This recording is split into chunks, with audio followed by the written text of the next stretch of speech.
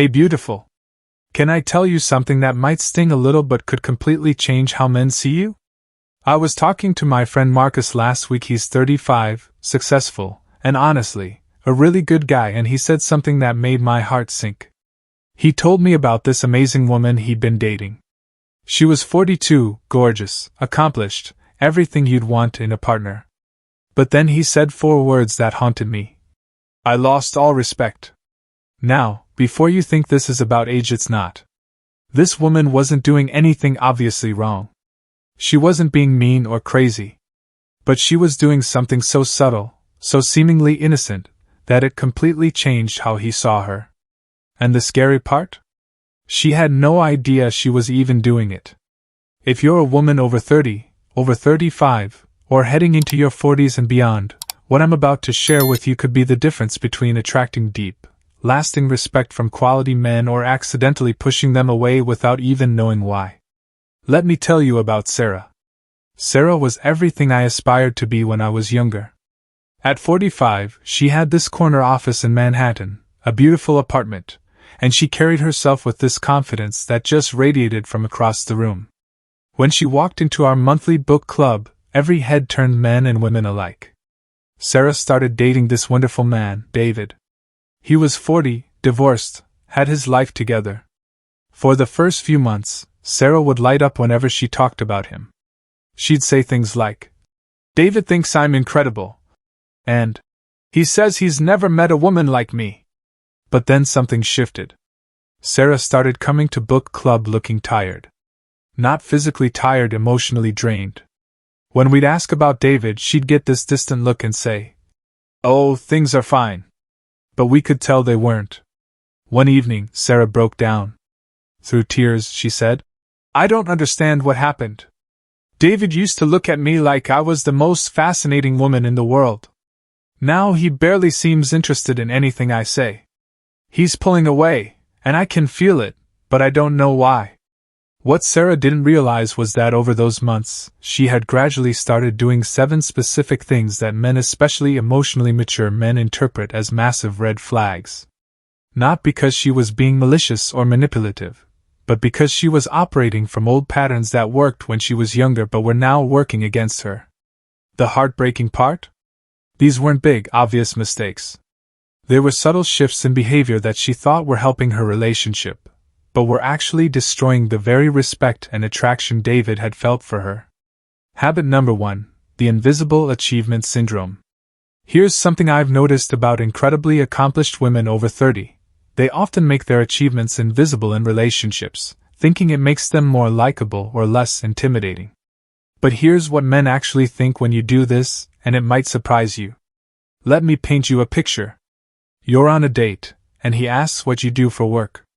Instead of saying, "I'm the director of marketing at Johnson & Associates, and I just led a campaign that increased our clients' revenue by 40%. You say something like, "Oh, I just work in marketing. Nothing too exciting." You think you're being humble and approachable. But what he hears is either, you don't value your own accomplishments, or you're hiding something from him. Neither of these builds respect. Here's what's really happening in his mind. Mature men are attracted to women who own their success without apology. When you minimize your achievements, you're essentially telling him that you don't believe you deserve the success you've earned. And if you don't respect your own accomplishments, why should he? I learned this the hard way when I was 38. I was dating this amazing man, and every time he'd asked about my work or my goals, I'd deflect or downplay everything. I thought I was being feminine and non-threatening. But what I was actually doing was making myself smaller, and he started treating me like I was smaller. The shift happened when I started owning my story. When he asked about my day, instead of saying, "Nothing special," I'd share the win I had with a difficult client, or the creative solution I'd found to a problem. His whole energy changed. He started asking more questions, seeking my opinions on his work challenges, treating me like the valuable, accomplished woman I actually was. Here's the truth. Men don't want to date someone they have to constantly build up or convince to value themselves. They want a partner who already knows her worth. Your achievements aren't something to hide, they're part of what makes you incredibly attractive. Habit number 2, the comparison time machine. This one is going to hit close to home for a lot of you, and I need you to really hear me on this. How often do you catch yourself saying things like, "When I was 25, I never had to worry about this," or, "Back in my day, men used to actually call," or, "I used to be able to eat whatever I wanted"? I call this the comparison time machine, and it's one of the fastest ways to make a man lose respect for you, not because there's anything wrong with nostalgia, but because of what this pattern reveals about your mindset. Let me tell you about my friend Jennifer. She's 41, stunning, runs her own business. But every time she was with her boyfriend, she'd make these little comments about how things used to be. "I used to have so much more energy. My skin used to be so much better. Dating used to be so much simpler." She thought she was just being honest about the challenges of getting older. But what her boyfriend heard was a woman who was living in the past, who saw her current self as a lesser version of who she used to be. Here's what men really think when you do this: if you don't love and appreciate who you are right now, why should I? If you're constantly comparing your current self to a younger version, you're basically telling him that the woman he's with isn't good enough. But here's the beautiful truth: the woman you are today has depth, wisdom, and strength that your younger self could never have imagined. You've survived heartbreaks that would have destroyed you at 22. You've built a life, developed your taste, learned what you actually want instead of what you think you should want.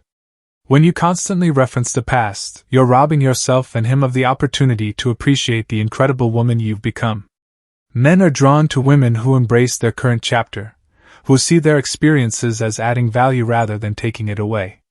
Instead of, "I used to be able to stay up all night," try, "I love that I know my limits now and can create the perfect evening for us."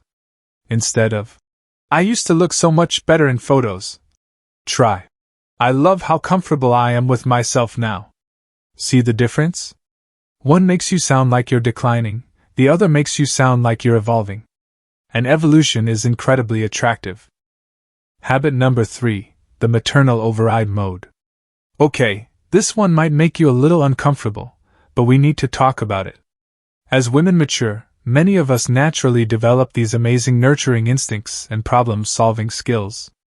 We become incredible at taking care of things, managing situations, and yes, taking care of people. This is beautiful until it isn't. The maternal override mode happens when you start treating the men in your life like they're your children instead of your equals. And I'm not talking about the obvious stuff like cutting his food or reminding him to wear a jacket. I'm talking about the subtle ways we take over their decision-making process. Here's what it looks like. He mentions he's having trouble with his boss, and instead of listening and asking questions, you immediately jump into fix-it mode. "You should do this, you should say that, have you tried this?" Or he's deciding what to order at a restaurant, and you say, "The salmon is really good here," before he's even looked at the menu. You think you're being helpful and caring. But what's happening in his mind is this: she doesn't trust me to handle my own life. She doesn't see me as capable. She's treating me like I need managing. I watched this happen with my sister. She's 44, incredibly nurturing, and has raised 2 amazing kids. When she started dating again after her divorce, she couldn't turn off that mom energy. She'd pack lunches for dates, remind men to call their mothers, suggest solutions before they even asked for help. The men she dated would initially think it was sweet, but then they'd start pulling away. Why? Because mature men want a partner, not a mother. They want someone who believes in their competence, not someone who wants to manage their lives. Here's the shift that changes everything. Instead of immediately offering solutions, become genuinely curious about their process. Instead of, "You should tell your boss this," try, "How are you thinking about handling that?" Instead of, "You need to eat something healthy," try, "What sounds good to you?" This doesn't mean you stop caring or never offer advice. It means you let them lead their own lives while you support from the sidelines. The most attractive quality in a mature woman isn't her ability to fix everything, it's her ability to trust that the people she cares about are capable of figuring things out. Habit number 4, the emotional history download. Here's something that happens to many of us as we get older: we've been through a lot. We've loved, we've lost, we've learned hard lessons.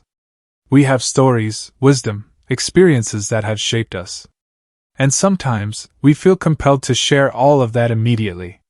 I call this the emotional history download, and it's when you treat new relationships like a confession booth where you need to unload your entire romantic history, your therapy insights, your lessons learned, and your emotional baggage all in the first few months of dating. Picture this: you're 3 dates in with someone you really like. Over dinner, you find yourself saying things like, "My therapist says I have abandonment issues because of my father," or, "My ex-husband never appreciated me, so I have trust issues," or, "I've learned that I need someone who can handle my emotional intensity." You think you're being open, honest, and emotionally intelligent. And those are all beautiful qualities. But timing is everything, and what this actually communicates to men is, this woman sees me as her emotional dumping ground, not as someone she's getting to know. Here's what's happening in his mind. Instead of discovering who you are through shared experiences and natural conversation, he's getting a PowerPoint presentation about your psychological profile. Instead of thinking about the future you could build together, he's thinking about all the work it's going to take to navigate your past. I'm not saying you should hide who you are or pretend you don't have a history. We all have stories that have shaped us. But there's a difference between gradually sharing your journey as trust builds naturally, and front-loading a relationship with every emotional insight you've ever had. The most attractive approach? Let him discover your depth gradually. Share your wisdom through your actions and choices, not through psychological analysis. When he sees how you handle stress with grace, how you communicate clearly when there's conflict, how you create joy in simple moments, that tells him everything he needs to know about who you are. Your emotional intelligence is one of your greatest assets as a mature woman.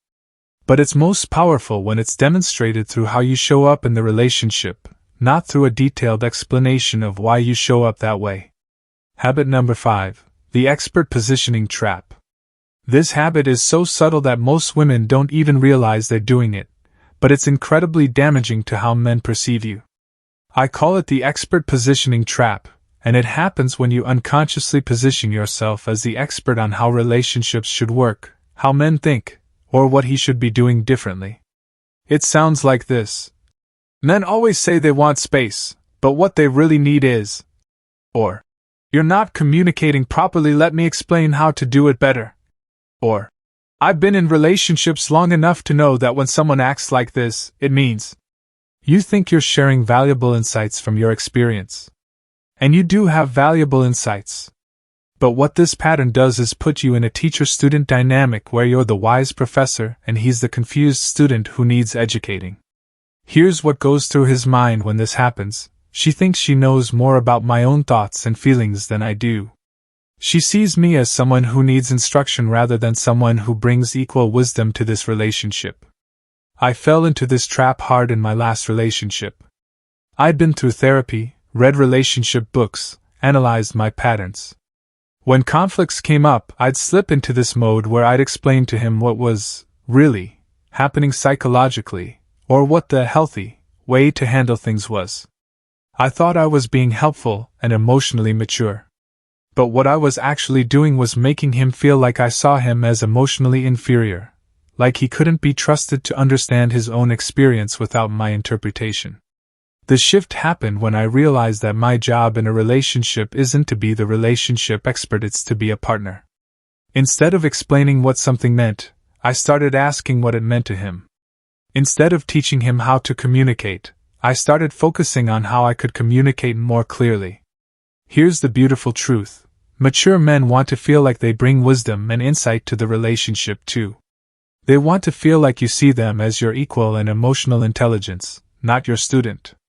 When you position yourself as the expert, you accidentally rob them of the opportunity to show up as the emotionally capable men they actually are. Your experience and wisdom are incredible assets. But they're most powerful when they inform how you show up in the relationship, not when they become lectures about how the relationship should work. Habit number 6. The independence overcompensation. This one is going to be hard to hear because it challenges something we've been taught is always good: independence. But there's a difference between healthy independence and what I call independence overcompensation, and this difference can completely change how men experience you. Independence overcompensation happens when you've worked so hard to build a self-sufficient life that you accidentally communicate to men that you don't actually need or want them in it. It sounds like, "I don't need anyone to take care of me, I can handle everything myself, I've been alone for so long, I'm not sure I even know how to be in a relationship anymore." Now I want to be crystal clear, your independence is not the problem. Your ability to take care of yourself, make your own decisions, and have your own life is incredibly attractive. The problem happens when independence becomes a wall instead of a foundation. Here's what I mean. Healthy independence says, "I have a full, rich life, and I'd love to share it with the right person." Independence overcompensation says, "I have a full, rich life, and I don't really have room for anyone else in it." I learned this lesson when I was 39. I'd been single for 3 years, built this amazing life, traveled solo, bought my own place, had this thriving career. When I started dating again, I'd constantly emphasize how independent I was. "I don't need anyone to fix anything for me. I'm perfectly happy alone. I don't need a man to complete me." I thought I was showing that I was a catch, that I wasn't needy or desperate. But what the men I dated heard was, "There's no space for you in my life. I don't actually want partnership. I just want someone to validate how well I'm doing on my own." Here's what men really want. They want to feel needed, but not in a helpless way. They want to feel like they add value to your already amazing life. They want to feel like you choose to be with them not because you have to, but because life is even better when you're together. The most attractive energy is, "I have this incredible life that I've built, and I'm excited about the possibility of sharing it with someone special and creating something even more beautiful together." See the difference? One pushes men away, the other draws them in. One says, "I don't need you." The other says, "I don't need you to complete me, but I'd love to see what we could create together." Your independence is one of your greatest strengths. Just make sure you're using it as a foundation for partnership, not as a fortress against it. Habit number 7, the timeline pressure. The last habit is perhaps the most complex because it comes from a place that's completely understandable, but it's also one of the fastest ways to make men lose respect for you. I call it timeline pressure, and it happens when your awareness of time, biological clocks, relationship goals, life stages becomes a pressure that influences how you approach relationships. This doesn't just apply to women who want children. Timeline pressure can show up around marriage, moving in together, meeting family, or just defining the relationship. It sounds like, "I don't have time to waste on something that's not going somewhere." Or, "At my age I need to know where this is heading." Or, "I'm not getting any younger, so I need someone who's serious." Now I want to acknowledge something. These feelings are completely valid. If you want children and you're in your late 30s, time is a real factor. If you're 45 and looking for a life partner, you don't want to spend years with someone who's not on the same page. Your awareness of what you want, and when you want it, is actually a sign of maturity. But here's where it becomes a problem, when that timeline awareness becomes an energy that men can feel in every interaction. When every date feels like an interview for the position of husband rather than an opportunity to get to know each other. Men can sense when they're being evaluated against a timeline rather than being appreciated for who they are. They can feel when you're more focused on where the relationship is going than on whether you actually enjoy being with them. I watched this happen with my friend Maria. She was 38, wanted children, and was very clear about her timeline. Every man she dated could feel that pressure from the first date. She'd ask questions like, "What are you looking for long term?" on date 2. By date 5, she'd be hinting about exclusivity. By date 10, she'd be frustrated if he hadn't brought up the future. The men she dated would initially appreciate her directness, but then they'd start feeling like they were being rushed through a predetermined checklist rather than being allowed to develop genuine feelings at their own pace. Here's the balance that changes everything. Be clear about what you want in life, but focus on discovering whether this specific person is someone you actually want to share that life with. Instead of, "I need to know where this is going," try, "I'm really enjoying getting to know you."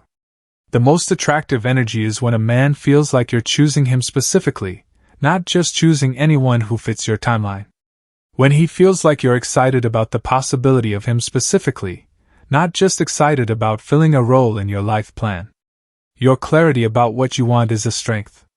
Just make sure you're giving relationships the space to develop naturally while staying true to your own needs and timeline. Beautiful, I want you to know something. Everything I've shared with you today isn't about changing who you are. It's about clearing away the habits that are hiding the incredible woman you already are. The truth is, as a mature woman, you have advantages that your younger self could never have imagined. You have clarity about what you want. You have emotional intelligence that comes from real experience. You have confidence that's been earned, not given. You have stories that make you fascinating and wisdom that makes you valuable. But sometimes, without realizing it, we develop patterns that work against us. We minimize our achievements when we should be owning them. We live in comparison to our past when we should be celebrating our present. We mother when we should be partnering. We download our entire emotional history when we should be letting people discover our depth gradually. We position ourselves as experts when we should be showing up as equals. We overcompensate for our independence when we should be using it as a foundation for partnership. And we let timeline pressure overshadow the joy of discovering whether someone is actually right for us. Here's what I want you to remember. The right man for you wants to be with a woman who knows her worth, owns her story, treats him as an equal, shares her depth gradually, partners instead of mothers, uses her independence as a strength, and focuses on connection over timelines. The woman who does these things isn't just attractive, she's irresistible. She's the woman who walks into a room and commands respect not because she demands it, but because she embodies it. Here's something I want you to try this week. Pick one conversation with a man you're dating, a male friend, a colleague, and focus entirely on being curious about him instead of sharing about yourself. Ask questions. Listen to his answers. Ask follow-up questions. Notice how the energy changes when you approach interactions from a place of genuine curiosity rather than trying to position yourself in any particular way.